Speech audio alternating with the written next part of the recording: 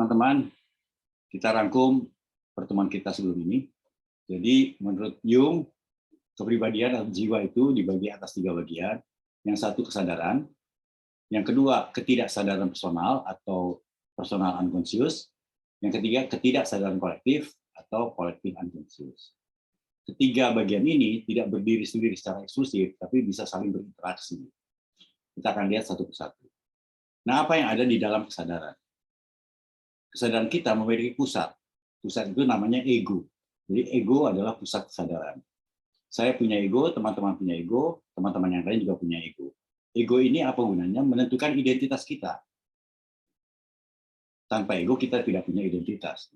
Jadi itulah fungsi yang pertama. Fungsi yang kedua, ego itu mengatur bagaimana kita berpikir, bagaimana kita merasa, dan juga bagaimana kita berperilaku. Yang ketiga, ego itu bisa menjadi gatekeeper atau penjaga gawang. Jadi ada banyak informasi yang kita terima, ada banyak pengalaman yang kita terima, tidak semua menyenangkan dan tidak semua membuat kita nyaman. Nah, hal-hal yang tidak membuat kita nyaman, itu biasanya kita akan buang atau kita lupakan. Tapi dia sebetulnya tidak hilang, dia jatuh ke level 2, yaitu personal unconscious, ketidaksadaran personal. Atau ada juga yang hal yang sifatnya tidak penting, dilupakan karena tidak menarik. Itu pun juga dibuang, si ego itu. Namun ego itu bukan master tunggal, dia bukan tuan satu-satunya dalam kehidupan kita. Masih ada 2 bagian tadi kan, ketidaksadaran personal dan ketidaksadaran kolektif. Ada kalanya ketidaksadaran itu bisa menyusup ya, mempengaruhi kesadaran kita, dan ego menjadi dipermainkan. Sebagai contoh, dalam buku yang kemarin kita bahas, From India to the Planet Mars, itu kan menceritakan tentang seorang perempuan yang merasa punya 2 identitas, sebagai orang Amerika dan juga sebagai putri raja. Nah, itu mencerminkan bahwa kesadaran kemungkinan besar itu disusupi oleh ketidaksadaran sehingga egonya itu dipermainkan dan menjadi 2. Jadi ego itu bukan satu. Yang sehat itu egonya 1. Tapi dia bisa juga jadi 2 atau jadi lebih. Itu namanya dissociative identity disorder atau kepribadian ganda ya. Itu sering kita dengar kata-kata itu. Itu adalah bukti bahwa ego bukan master dari rumahnya sendiri. Jadi masih ada ketidaksadaran personal. Kita berangkat ke level 2 atau bagian 2. Ketidaksadaran personal.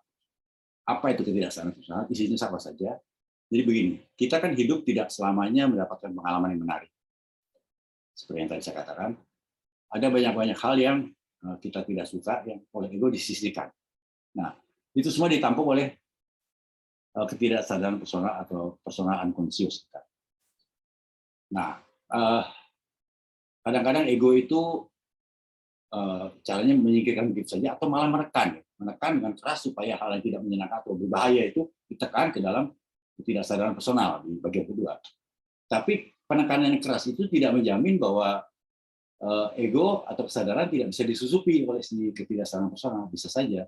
Saya ada satu contoh cerita pendek dari sastrawan Rusia ya, cerita agak humor sih maksudnya, tapi maaf ada unsur fisiknya juga. Jadi ada sepasang orang tua, ayah dan ibu, pergi keluar kota, ingin menemui kakaknya si ibu, jadi pamannya anak-anak. Mereka pergi dengan anak-anaknya 3 orang, umur 9, 7, dan 6 tahun. Anak-anak itu kan spontan. Nah, sepanjang jalan, sang ibu, yang adiknya sepaman, itu sangat hormat pada pamannya, pada kakaknya, itu mewanti-wanti si 3 anak itu sepanjang jalan. Jadi begini, kakaknya atau pamannya itu memang orang terhormat, tapi dia punya keunikan. Keunikannya adalah ukuran hidungnya itu besar, di luar proporsional, jadi agak tidak normal. Jadi di belakang kakaknya itu, di belakang pamannya anak-anak itu, orang sering mengejek dan mengatakan si hidung kentang.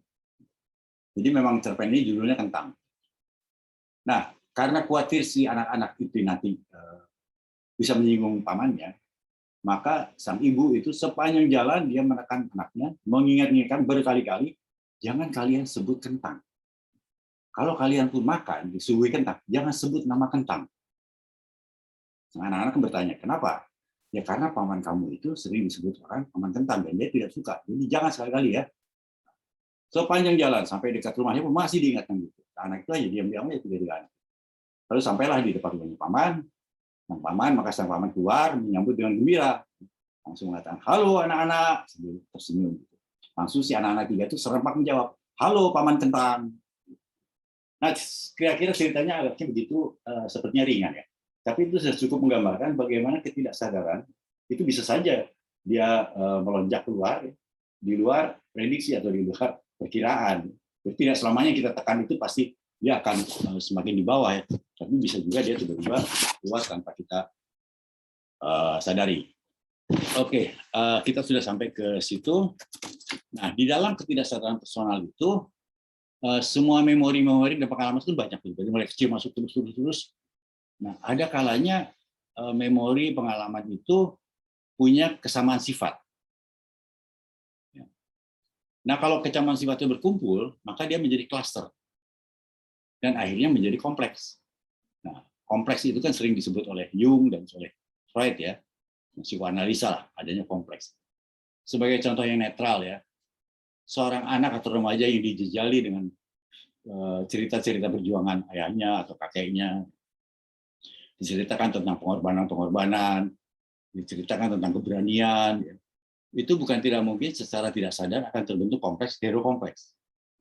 Jadi di dalam perilakunya dia akan selalu mengambil posisi sebagai pahlawan, mengambil risiko, berkorban untuk kelompoknya, itu bisa begitu. Tapi bisa juga begini, kalau seorang anak kecil atau sampai remaja itu selalu direndahkan, diejek, tidak dihitung, tidak diperdulikan, pokoknya disudutkan, direndahkan lah inti besarnya itu, bisa saja terjadi kompleks yang namanya kompleks rendah diri atau minderwaardigheid kompleks bahasa Belanda ya. Sehingga si anak itu akan membawa pikiran yang rendah diri, perasaan yang rendah diri, dan tingkah laku yang mencerminkan rendah diri. Itu salah satu bentuk contoh lain. Ada lagi banyak, ada mother complex itu paling sering ya. Nah, mother complex itu ada negatif mother complex, ada positif mother complex. Mother complex juga ada banyak kompleks atau sering juga ada kita kadang-kadang dengar Cinderella kompleks ya. Cinderella kompleks itu yang merasa ingin jadi pusat perhatian dan terus nasibnya berubah, selalu meratap dan menderita ya, sampai dan mengejar cinta dan ya banyak ceritanya. Oke, itu mengenai kompleks ya. Masalahnya adalah jarang orang menyadari kompleks yang ada di dirinya. Biasanya melihat orang lain, terutama para terapis ya, lebih cepat sekali melihat kompleks-kompleks itu. Nah, apakah kompleks itu sehat atau tidak? Ya, tidak selamanya tidak sehat, tapi tidak selamanya sehat. Selama dia bisa membuat orang itu reality testing atau perilakunya adaptif, ya kuat kepada lingkungan, tidak masalah. Tapi ketika dia terganggu, jadi dia bisa sulit untuk berkomunikasi dengan orang, sulit bersosialisasi, maka itu jadi masalah dan itu harus diperbaiki. Nah, kemudian ketiga, ketidaksadaran kolektif atau collective unconscious. Jadi cerita solar pollution tidak tahu. Nah, sekarang tambahannya adalah Jung itu sering menemukan bahwa pasien-pasien dia yang berlatar belakang beda-beda ya, dari usia, dari gender, dari asal muasal, tapi kok punya, kalau bercerita itu kadang-kadang punya cerita yang sama, yang sifatnya mitologis, yang simbolik-simbolik gitu. Itu satu. Lalu Jung juga suka memperhatikan, dia suka belajar mitologi ya. Dan dia menemukan hal yang menarik bahwa di bangsa-bangsa itu banyak mitologi-mitologi yang seragam, yang sebetulnya secara logika sulit dimengerti. Sebagai contoh, hampir semua bangsa punya dewa matahari. Kita juga punya, Betara Surya ya. Hampir semua bangsa punya dewa laut. Kita juga punya, Anta Boga. Lalu hampir semua bangsa punya ibu pertiwi. Bangsa lain punya namanya Mother of Earth ya. Frida Kahlo itu pelukis yang terkenal, dia bisa menggambarkan ibu pertiwi itu dalam bentuk perempuan yang keluar tumbuh-tumbuhan dari perutnya ya. Itu di dalam bab mengenai seni nanti akan kita bahas ya, di belakang tapi. Jadi semua itu meyakinkan Jung bahwa ada sebuah warisan bersama seperti yang telah saya katakan tadi. Jadi kalau personal unconscious itu isinya elemen-elemen dari personal, kalau kolektif unconscious itu isinya adalah warisan-warisan ras dari leluhur kita. Jadi Jung itu tidak mengakui adanya teori kertas kosong atau tabula rasa yang mengatakan bahwa manusia itu lahir dengan tangan kertas seperti ibaratnya kertas kosong yang tinggal ditulis. Menurut Jung tidak. Manusia itu lahir dengan kertas yang sudah ditulis. Apa yang ditulis? Yaitu tadi ingatan-ingatan, memori-memori, ya, yang insting-insting, ya. Nah, memori-memori yang sifatnya psikologis itu hal-hal yang membuat kita berperilaku, ya, yang membuat kita jadi sama dengan orang lain. Misalnya kalau kita buat bangunan, altar persembahan itu hampir semua sama. Kalau tempat perwujudan atau tempat untuk peribadatan itu biasanya selalu ujungnya meruncing ke atas, ya, seperti piramid dan undak-undak itu. Juga adanya obelis, ya, yang seperti Monas gitu, ya. Itu hampir semua bangsa punya tanpa berkomunikasi. Yang mungkin jaraknya itu antara bangsa satu dengan lain berjuta-juta kilometer. Bumi kita kan 51 juta, ya. Itu mungkin berjuta-juta kilometer. Nah, terus jaraknya mungkin beratus-ratus tahun, ya, atau sekian abad gitu. Nah, itu semua diturunkan dalam bentuk yang namanya archetype. Archetype inilah kita warisi bersama. Saya punya archetype, teman-teman punya archetype, teman-teman yang lain juga punya archetype. Archetype ini penting dalam Jung dan juga menjadi perhatian utama dari para seniman.